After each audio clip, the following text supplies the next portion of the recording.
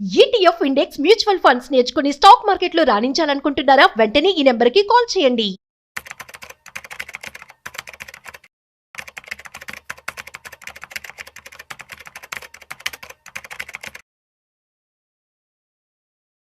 నమస్తే, welcome to Suman TV. నేను విష్ణు. ప్రస్తుతం మనతో పాటు ప్రముఖ స్టాక్ మార్కెట్ అనలిస్ట్ సుందరరామరెడ్డి గారు ఉన్నారు. సార్తో మాట్లాడదాం.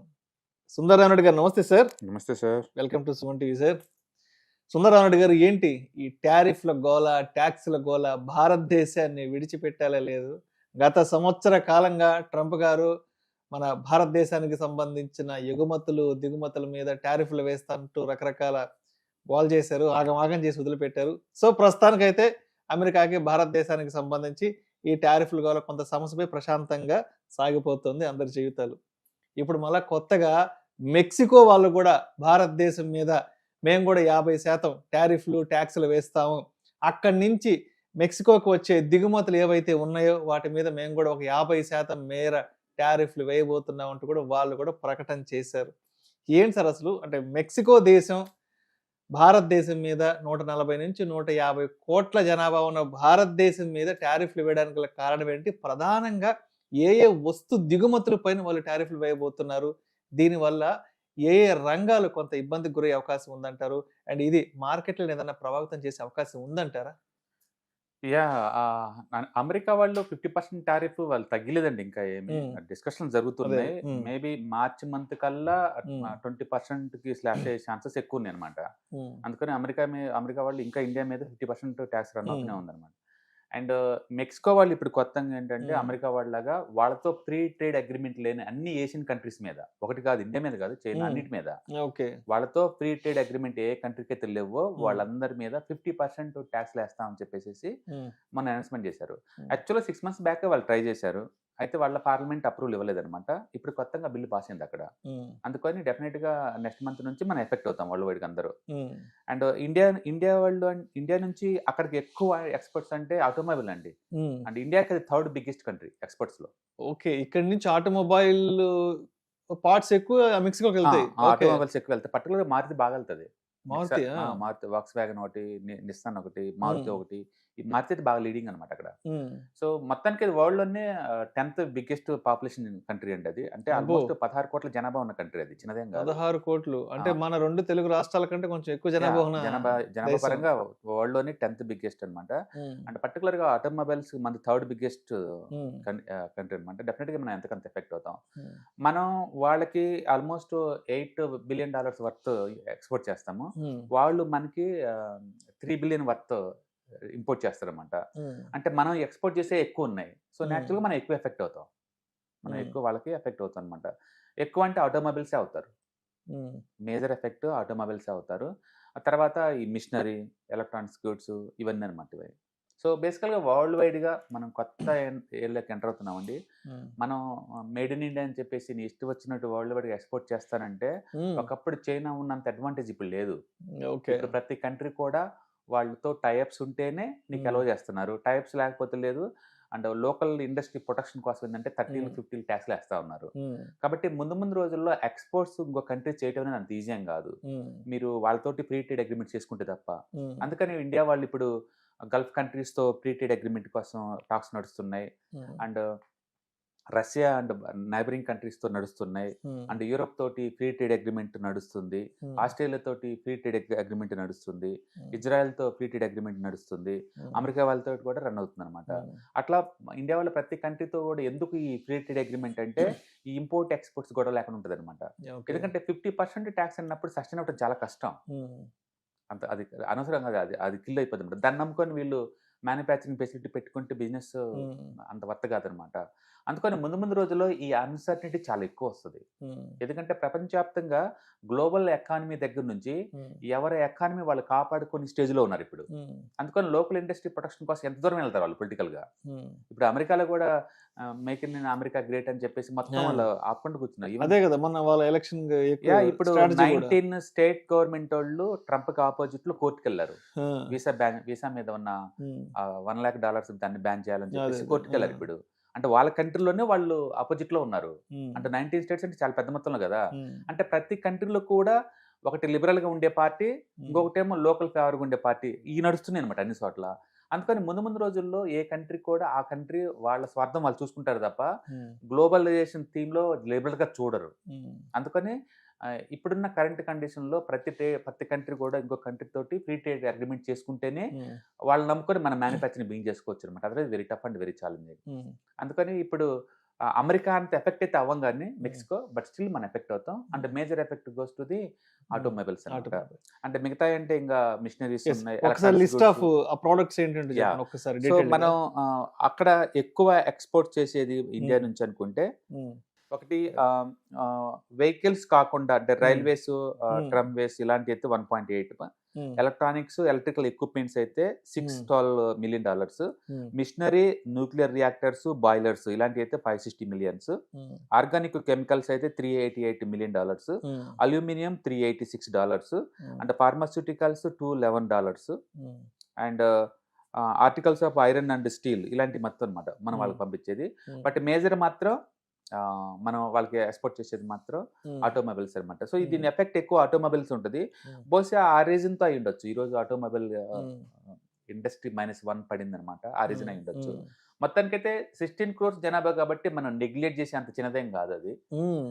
బట్ ప్రాబ్లం ఏంటంటే ఇంకా ప్రపంచంలో ముందు రోజుల్లో కూడా ఇలాంటి న్యూస్ ఎక్కువ వస్తుంటాయి. అందుకని ఒక కంట్రీ ఇంకొక కంట్రీ మధ్య ఫ్రీ ట్రేడ్ అగ్రిమెంట్ చేసుకుంటే తప్ప ముందు రోజుల్లో 10 years బ్యాక్ చైనా వాళ్ళు ఎంత ఈజీగా ట్రేడ్ చేశారు, ఇప్పుడు అంత చేయలేదు. కాబట్టి ఎక్సెస్ మ్యానుఫ్యాక్చరింగ్ ఫెసిలిటీస్ పెట్టుకుంటే కనుక డెఫినెట్గా సఫర్ అవుతారు.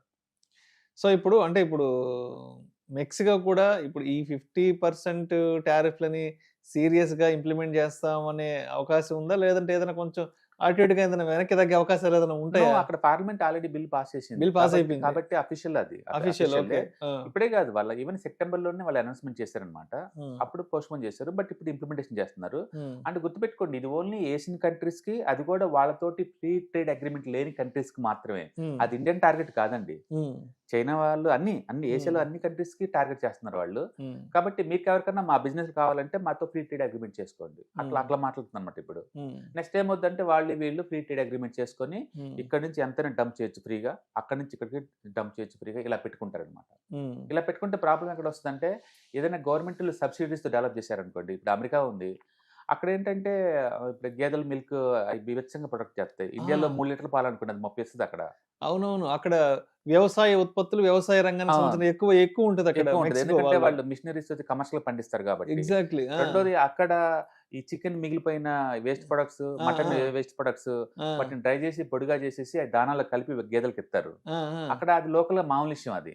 అవునవును. ఇప్పుడు రేపొద్దున అమెరికాతో ఫ్రీ ట్రేడ్ అగ్రిమెంట్ చేశారనుకోండి, వాళ్ళని పంపించడానికి ఫ్రీగా అలో చేయాలి మన ఇండియాలోకి. డైరీ ప్రొడక్ట్స్ ఎక్కువ అలో చేయాలి. వ్యవసాయం అక్కడ. మన దగ్గర ఏమో 3 లీటర్లు 4 లీటర్లు యావరేజ్ కానీ అంతకంటే ఎక్కువ. వాళ్ళ దగ్గర 30 లీటర్స్ వస్తుంది ఒక్కొక్కటి. ఇప్పుడు వాటిని అలో చేసాం అనుకోండి, లీటర్ రేపు 20 రూపీస్ కి అంటారు. మన జనం ఏమో ఆ క్వాలిటీ ఇటు గురించి తెలియదు కదా, సెంటిమెంట్ ఏం తెలియదు కదా, ఏ తక్కువ తాగుతా ఉంటారు. కాబట్టి ఇక్కడ ఇండస్ట్రీ గొల్ల అయిపోద్ది. అందుకని ఇప్పుడు డైరీ ఇండస్ట్రీ గురించి గవర్నమెంట్ ప్రొడక్షన్ తీసుకోవాలి కాబట్టి వాళ్ళు ఏం చేస్తారంటే అమెరికా వాటి మీద టారిఫ్ పెంచుతారు, అవి లోపల రానికుండా. అందుకని లోకల్ ఇండస్ట్రీని నువ్వు ప్రొటెక్ట్ చేయాలనుకుంటే ఇంపోర్ట్స్ మీద ట్యాక్స్ తీసుకోవటం, నీకు ఏది అవసరం లేదు దాటి మీద. అయితే ఇప్పుడు కొత్త ఎకానమీలో ఏమవుతుందంటే, మా మీద నువ్వు ట్యాక్స్ వేస్తే నీ మీద వేస్తా ఉంటావు, అంతే, అట్లా ఇస్తున్నారు. చెల్లు అంటారు. ఒకప్పుడేమో అవుట్ సోర్సింగ్ చేశారు, చీప్ లేబర్ కాస్ట్ ఎక్కడ వస్తే అక్కడికి అన్నట్టు. ఇప్పుడు ఏంటంటే లోకల్ అన్ని చోట్ల అన్ఎంప్లాయ్మెంట్ పెరుగుతున్నారు కాబట్టి ప్రతి చోట వర్క్ వాళ్ళే మ్యానుఫ్యాక్చరింగ్ చేసుకుందాం అని చెప్పేసి కొత్త వాటిని రానికుండా ఈ ట్యాక్స్ వేస్తా పోతున్నారు. కాబట్టి ఎంతకంత ఇప్పుడు ఇండియన్ ఎఫెక్ట్ అవుతుంది, ఇప్పుడు అమెరికాతోనే ఎఫెక్ట్ అవుతున్నాం, మెక్సికో నుంచి కూడా ఎంతకంత ఎఫెక్ట్ అవుతాం. కాబట్టి కొత్త మార్కెట్ చూసుకుంటూ పోవటమే. అండ్ మేజర్ గా మెక్సికో నుంచి యుఎస్ కి కూడా మేజర్ గా వ్యవసాయ ఉత్పత్తులు ఎక్కువగా కూడా ఎక్కువ పోతాయి, ఎక్స్పోర్ట్ ఎక్కువ అవుతాయి అమెరికాకి. అమెరికా, కెనడా వీళ్ళకి అంతా కూడా. యాక్చువల్ చైనా వాళ్ళు లాట్ ఆఫ్ ఇండస్ట్రియల్ యాక్టివిటీ చేశారు మెక్సికోలో. అది మేడ్ ఇన్ మెక్సికో అని చెప్తారు తప్ప అది యాక్చువల్ గా చైనా వాళ్ళు అంట ప్రమోటర్లు అందరూ. అమెరికా వాళ్ళు తెలుసు ఆ విషయం. అమెరికాకి వచ్చే వాటిల్లో ఆల్మోస్ట్ ఒక 30% ప్రొడక్ట్స్ మొత్తం కూడా అది మేడ్ ఇన్ మెక్సికో ఉంటది. కానీ ప్రమోటర్లు పోయి చైనా వాళ్ళు ఉంటారు, బ్యాక్ ఎండ్ మొత్తం. బ్యాక్ అండ్ వాళ్ళు ఉంటారు. అందుకని వాళ్ళు తెలివిగా మొదట్లోనే ఇలాంటి ఇష్యూస్ వస్తాయని సంగతి తెలిసే లోకలైజేషన్ చేశారు వాళ్ళ ప్రొడక్ట్స్ మొత్తం కూడా. ఇప్పుడు ఇండియాలో ఇప్పుడు హిప్పో అన్నాం, అప్పో అంటావు, లేకపోతే సామ్సంగ్ ఇంకో పేరు పెడతావు, అయిన వాళ్ళే కదా. ఇప్పుడు ఫ్యాక్స్కాన్ అంటావు, తైవాన్ వాళ్ళదే కదా. అవునవును, ఫాక్స్కాన్. హిందుస్థాన్ యూనిలివర్ అంటది, ఇండియా వాళ్ళది, అది యూనిలివర్ వాళ్ళది కదా. అట్లా వాళ్ళు లోకలైజేషన్కి వెళ్ళిపోయారు అన్నమాట అక్కడ ఆల్రెడీ. అట్లా చైనా వాళ్ళు మెక్సికోలో మేడ్ ఇన్ మెక్సికో అని చెప్పేసి చేస్తున్నారు, కాబట్టి వాళ్ళు పెద్ద ఎఫెక్ట్ అవరు. బట్ ఇండియాకి అలా కాదు, మెక్సికోలో పెద్ద మ్యానుఫ్యాక్చరింగ్ లేవు ఇక్కడ, వాళ్ళకి లేవు. అందుకని ఇండియా లేట్ గా బిగిన్ చేస్తుంది ఎక్స్పోర్ట్ చేద్దామని, వాళ్ళు ఎఫెక్ట్ అవుతారు. దాని మీనింగ్ ఏంటంటే 1980లో చేసినంత ఈజీగా ఎక్స్పోర్ట్స్ 2025 నుంచి చేయలేవు నువ్వు. ఇంకా నువ్వు అలా చేయాలంటే మాత్రం అవతల వాళ్ళతో ఫ్రీ ట్రేడ్ అగ్రిమెంట్ చేసుకొని అప్పుడు ఇక్కడ మ్యానుఫ్యాక్చరింగ్ బిగిన్ చేసుకోవాలి. ఏదైనా సరే రాను రాను వాలటిలిటీ ఎక్కువ అవుతుంటుంది. ఈ టైప్ టారిఫ్స్ మనం ఎక్కువ వింటా ఉంటాం. ఇంతకుముందు చైనా వాళ్ళు ఎలా టాలరేట్ చేశారో నువ్వు కూడా అలా చేసుకుంటూ పాటు చేసింది ఏం లేదు. బట్ అన్ఫార్చునేట్లీ కొంచెం వరల్డ్ ఎకానమీ స్లో అవుతున్న టైంలో ఇంకా ఎక్కువ అవుతున్నాయి అనమాట. ఇప్పటికే అమెరికా తోటి కొంచెం ఎఫెక్ట్ అయ్యాము, అండ్ మెక్సికో తోటి, ఈవెన్ దో చిన్న కంట్రీ అయినా సరే అమెరికా మార్కెట్ తో పోల్చుకుంటే స్టిల్ అది ఎఫెక్ట్ అవుతాం మనం. అందులో ఆటోమొబైల్ థర్డ్ బిగ్గెస్ట్ ఎక్స్పోర్ట్స్ మన ఎఫెక్ట్ అవుతుంది, బట్ నెగ్లిజిబుల్. కాబట్టి ఏంటంటే మన వాళ్ళు వరల్డ్ వైడ్ గా ఎక్స్పాండ్ చేస్తున్నారు కాబట్టి. ప్రాబ్లం ఎక్కడ వస్తుందంటే ఈ ట్రేడ్ టారిఫ్ లేదు, నెగోషియేషన్ చాలా స్లో అండ్ బోరింగ్ గా జరుగుతున్నాయి అంటే అనుకున్నంత స్పీడ్ గా లేదు. న్యూజిలాండ్ తో 5 years బ్యాక్ బిగిన్ అయింది, ఇంతవరకు అది ఫైనలైజ్ అవ్వాలా. 5 years టాక్స్ ఇంకా నడుతూనే ఉన్నాయి. అమెరికా తోటి ఇప్పటికే 5 రౌండ్లు అయిపోయినాయి, ఇది 6వ రౌండ్ అయినా ఇంతవరకు వాళ్ళు ఇదేమంటారా. ఈవెన్ యూరోప్ తో కూడా ఈ ఎండ్ ఇంకా అయిపోద్ది అన్నారు, డిసెంబర్లో అయిపోవచ్చింది, ఇంతవరకు అది కూడా ఏం లేదు. అంటే చాలా స్లోగా నడుస్తున్నాయి టాక్స్ ఇవన్నీ కూడా, అండ్ ఎఫెక్ట్ గ్రౌండ్ లెవెల్ కనపడటానికి చాలా టైం పడుతుంది. Right sir, right. ఒక 2 days back ETF, index funds, mutual funds కి సంబంధించి ఒక ఇంటరాక్టివ్ సెషన్, ఒక ఎడ్యుకేటివ్, ఒక ఇన్ఫర్మేటివ్ సెషన్ చేశారు. చాలా మంది ఆడియన్స్ తో డైరెక్ట్ గా మాట్లాడారు కదా. సో అంటే ఎవ్రీ సెషన్ లో మీరు నోటీస్ చేస్తున్న కొత్త అంశాలు ఏంటి, పబ్లిక్ కి మార్కెట్ల పట్ల ఉన్న ఇంట్రెస్ట్, మార్కెట్ల పట్ల వాళ్ళకున్న నాలెడ్జ్ ఎలా ఉంది సార్ అసలు? అంటే రాను రాను ఏంటంటే డిజిటల్ ఫైనాన్షియల్ అసెట్స్ మీద ఎక్కువ మందికి అవేర్నెస్ తోటి వస్తున్నారండి. అండ్ వచ్చే వాళ్ళకి అందరూ ఎన్ఆర్ఐస్ ఈ టైప్ ఎక్కువ ఉన్నారు, పర్టికులర్ గల్ఫ్ నుంచి అండ్ ఆస్ట్రేలియా, న్యూజిలాండ్, అమెరికా ఇలాంటి నుంచి వచ్చే ఎన్ఆర్ఐస్ ఈచ్ బ్యాచ్ లో 10 to 15 members దాకా ఉన్నారు. అంటే మోర్ సొసైటీలో మోర్ సెగ్మెంట్స్ మనం రీచ్ అవుతున్నట్టు అనిపిస్తుంది ఇది. అట్లీస్ట్ మన 2025లో కూడా పబ్లిక్ ఇంకా ఈ మార్కెట్కి దూరంగా ఉన్న వాళ్ళు ఇంకా ఉన్నారా అని అనుకున్న ఈ టైంలో ఎక్కువ మంది ఇన్వాల్వ్మెంట్ అవుతున్నారు అంటే నెక్స్ట్ జనరేషన్ డెఫినెట్ గా గోయింగ్ టు రాక్ అనమాట. ఎందుకంటే వాళ్ళ కిడ్స్ కోసం అడుగుతున్నారు. అండ్ ఇప్పటిదాకా ఏంటంటే ఇండియాలో traditional assets, bank deposits, postal deposits, secure గా వచ్చే ప్లేస్లు మాత్రం చూసుకున్నారు. ఫస్ట్ టైం వాళ్ళు దాటి బయట థింక్ చేస్తున్నారు, ఎక్కువ రిటర్న్స్ రావాలి, కొంచెం రిస్క్ తీసుకుని పర్వాలేదు అన్నట్టు అనమాట. అండ్ అచ్చా రియల్ ఎస్టేట్స్ ఇంతకుముందు చూస్తున్నారు, ఇప్పుడు రెంటల్ ఇన్కమ్ ఈ కంపేర్ చేస్తున్నారు. అంటే ఇప్పుడు ఏంటంటే పబ్లిక్ లో ఈ మల్టిపుల్ అసెట్ క్లాస్ గురించి ఫస్ట్ టైం అవేర్నెస్ వస్తుంది. ఒకప్పుడు ట్రెడిషనల్ అసెట్స్ అంటే real estate and chits, debt అంతే ఈ మూడిట్లో ఉండేది. ఇప్పటికీ చాలా మందికి అందులో కంఫర్ట్ గా ఉంది, అది కూడా వెల్త్ క్రియేటర్సే. కానీ దానికన్నా మోర్ గా సొఫిస్టికేటెడ్ గా ఈజీగా ఆన్లైన్ లో మేనేజ్ చేసుకునే అసెట్స్ ఉన్నాయనే విషయం వాళ్ళకి అర్థమైంది. అందుకని ఇప్పుడు కొత్తగా రీట్స్ లో పెట్టే వాళ్ళు ఉన్నారు, డెట్స్ లో పెట్టే వాళ్ళు ఉన్నారు, కమోడిటీస్ లో పెట్టే వాళ్ళు ఉన్నారు. అసలు ఆ ప్రొడక్ట్స్ ని ఈజీగా ఎలా మేనేజ్ చేయాలో ఎక్కువ మంది వస్తున్నారు అనమాట. And monthly 2 batches, each batch కి 30 to 40 members దాకా వస్తున్నారు. అంటే మోర్ అండ్ మోర్ రెస్పాన్స్ బాగున్నట్లు లెక్క. అండ్ ఇప్పుడు కరెంట్ జనరేషన్ అది ఇర్రెస్పెక్ట్ ఆఫ్ ఏజ్ అనమాట. సర్ప్రైజింగ్ ఏంటంటే మోర్ దెన్ 50 ఏజ్ ఉన్న వాళ్ళు ఎక్కువ మంది ఉన్నారు గ్రూపుల్లో. మోర్ మెచ్యూరిటీ మైండ్ సెట్స్, అంటే అంటే యూత్ లాగా నాకు అరగంట కాలం మనీ కావాలి, స్పెక్యులేషన్ రేట్ చేసేవాళ్ళు కాదు. అసెట్స్ ని ఎలా మేనేజ్ చేయాలి, అసెట్స్ ని ఎలా చూసుకోవాలి, ఈ డైరెక్ట్ రెగ్యులర్ అంటే ఏంటి, గ్రోత్ అండ్ IDCW అంటే ఏంటి, వాళ్ళకి కావాల్సిన స్పెసిఫిక్ డౌట్స్ తోటి మరీ వస్తున్నారు. అలా రావటం వల్ల ఏంటంటే మనకు కూడా క్లారిటీ ఉంటుంది. అంటే చాలా మంది అనుకుంటారు 2-3 గంటల్లో అంత నేర్చుకోవచ్చు అని. ఫౌండేషన్ పెడితే తప్ప మీకు ఏమి రాదండి. మీరు ఇన్వాల్వ్మెంట్ చాలా ఇంపార్టెంట్. రోజుకి 5 నిమిషాలు 10 నిమిషాలు ఏదో ఒక వీడియోస్ వాచ్ చేస్తా కొద్ది అంటే మీకు అవేర్నెస్ పెరుగుతూ ఉంటుంది, ఇంట్రెస్ట్ పెరుగుతూ ఉంటుంది, డౌట్స్ ఎక్కువ వస్తూ ఉంటాయి. అలాంటి డౌట్స్ తోటి ఇలాంటి ప్రోగ్రామ్స్ అటెండ్ అయ్యారనుకోండి, మీరు కరెక్ట్గా క్లారిఫికేషన్ వచ్చింది అనమాట, కనెక్టివిటీ వస్తుంది. అండ్ ఐఎమ్ హ్యాపీ అవేర్నెస్ సొసైటీలో బాగా వచ్చింది. అండ్ ఎక్కువ మంది రిటైర్మెంట్ ప్లాన్ చేస్తున్నారు, అడుగుతున్నారు రిటైర్మెంట్కి మా దగ్గర ఇంత డబ్బు ఉందని ఏం చేయమంటారు, మా దగ్గర 1 కోటి రూపాయలు ఉన్నాయండి, మా దగ్గర ఇలా చేస్తాం. ఇలాంటి డౌట్స్ తో వస్తున్నప్పుడు ఆ డిస్కషన్ లో ఉన్నట్టు ఉంటే అది బాగుంటుంది, రియల్ ప్రొడక్టివ్ అనమాట. అంటే చాలా మంది వాళ్ళు ఆల్రెడీ 20, 30 lakh 40 lakhs పెట్టిన వాళ్ళు ఉన్నారు మార్కెట్ లో. మొత్తానికి ఈ 5,000, 2,000, 1,000 ఇలాంటి ఎస్ఐపీల దగ్గర నుంచి మంత్లీ 1 lakh చేస్తున్న ఎస్ఐపీ, మంత్లీ 5 lakh చేస్తున్న ఎస్ఐపీ ఇలా చెప్పే వాళ్ళు ఎక్కువ ఉన్నారు. కాబట్టి మోర్ సెగ్మెంట్స్ ఇన్వాల్వ్ అవుతుందని అనుకోవచ్చు మనకి. సో ఇప్పుడు December first weekend educative webinar మొన్న 10th 11th డేట్స్ ఆ. కంప్లీట్ అయింది. అండ్ డిసెంబర్కి సంబంధించి నెక్స్ట్ సెషన్ ఏం ప్లాన్ చేస్తున్నారు? అండ్ అంటే ఈసారి ఆడియన్స్కి కొత్తగా ఎటువంటి ఫ్లేవర్ ఆఫ్ కంటెంట్ ముందుకెళ్దాం అనుకుంటున్నారు? ప్రతిసారి కొత్త ఫ్లేవర్ కొత్త ఎలిమెంట్ యాడ్ చేయడం కుదరదండి, బట్ Hmm. మా ఎక్స్పీరియన్స్ కొత్తగా వచ్చిందని మాత్రం షేర్ చేస్తాం అనమాట. Hmm. And apart from the regular course Hmm. Content తో పాటు ఎక్స్పీరియన్స్ షేర్ అవుతా ఉంటుంది. Hmm. అండ్ మీరు ఎవరైనా ఇంట్రెస్ట్ ఉందంటే కింద స్క్రోల్ అవుతున్న Hmm. నెంబర్ పింగ్ చేస్తే టీమ్ కాల్ చేస్తారు. డేట్స్ కూడా డిసెంబర్ 27th ఉంది కదా, డిసెంబర్ 27th 28 డేట్స్ ఏమో కదా, అండ్ అందరూ పబ్లిక్ మొత్తం కంఫర్ట్గా ఉండే సాటర్డే సండేస్ వీకెండ్స్ లో ఉంటాయి. వీకెండ్స్ ఉంటుంది. సో ఆ రెండు టైంలో అటెండ్ అవుతే మీకు క్లారిటీ ఉంటుంది. Hmm. అయితే ప్రోగ్రామ్ జస్ట్ అటెండ్ అయితే మీకు ఫౌండేషన్ పడిద్దేమో తప్ప అదేదో 100% మీకు వచ్చింది అనుకోమాకండి. It's look like car driving. ఒక రోజు కూర్చొని నేర్చుకుంటే అది రాదు. మీరు కోర్స్ అయిపోయిన తర్వాత కూడా నిరంతరం మీకు కోర్స్ కంటెంట్ లింక్స్ అవి వస్తాయి కాబట్టి మీరు చదువుకుంటూ అప్డేట్ అవుతూ ఉంటూ వీడియోస్ వాచ్ చేస్తా కూర్చునే కొద్ది ఏంటంటే మీకు ఆ మైండ్ సెట్ వస్తుందన్నమాట. ఒక సేవింగ్ మైండ్ సెట్, ఒక ఇన్వెస్ట్మెంట్ మైండ్ సెట్, ఫ్యూచర్ని చూసే పద్ధతి, ఇన్ఫ్లేషన్ ఎంత ఉండబోతుంది, ఇవన్నీ క్లారిటీ ఉంటుంది అనమాట. డెఫినెట్గా మీకు ఆ ఫౌండేషన్ పడుతుంది. It's worth. సో మొత్తానికి సుందరరామరెడ్డి గారు కండక్ట్ చేసే ఈ డిసెంబర్ 27, 28 డేట్స్లో ఎడ్యుకేటివ్ వెబినార్ అటెండ్ అవ్వాలంటే కింద స్క్రోల్ అవుతున్న నెంబర్కి కాల్ చేసి అండ్ మీ రిజిస్ట్రేషన్స్ అయితే పూర్తి చేసుకోగలరు. Thank you sir. Thank you sir.